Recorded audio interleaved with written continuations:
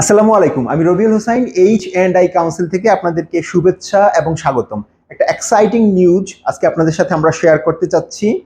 বিদেশে যে সকল স্টুডেন্টরা বাংলাদেশ থেকে গিয়ে পড়াশোনা করে তাদের অন্যতম একটা বড় স্বপ্ন হচ্ছে পড়াশোনা সম্পন্ন করার পর সেখানে ২-১ বছর মানসম্পন্ন কোনো জব করা, তারপরে যদি সুযোগ পাওয়া যায় স্থায়ী হওয়ার চেষ্টা করা। এটা প্রতিটা বাংলাদেশের স্টুডেন্টের একটা লালিত স্বপ্ন। ইউকে, অস্ট্রেলিয়া, কানাডা, ইউরোপ এ সকল দেশে এই সুযোগটা ছিল।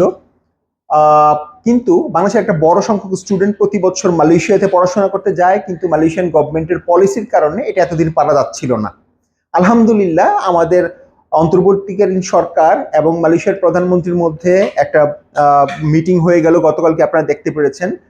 তার ফলশ্রুতিতে আশা করা যাচ্ছে বাংলাদেশের জন্য মালয়েশিয়াতে এই সুযোগটি উন্মুক্ত হয়ে যাবে। আমাদের স্টুডেন্টরা যারা মালয়েশিয়াতে পড়াশোনা করতে যাচ্ছে বা যাবে, তারা সুন্দরভাবে পড়াশোনাটা সম্পন্ন করার পর আন্ডার গ্রাজুয়েট অথবা পোস্ট গ্রাজুয়েট লেভেলে তারা সেখানে পোস্ট স্টাডি ওয়ার্ক, অর্থাৎ গ্রাজুয়েট জব রুট যেটাকে বলে, সেই রুটের আন্ডারে চাইলে সেখানে জব করতে পারবে। এই ব্যাপারে আরো বিস্তারিত আমরা আপনাদেরকে খুব শীঘ্রই জানাতে পারবো। দয়া করে আমাদের পেজে লাইক এবং সাবস্ক্রাইব করে কানেক্টেড থাকেন।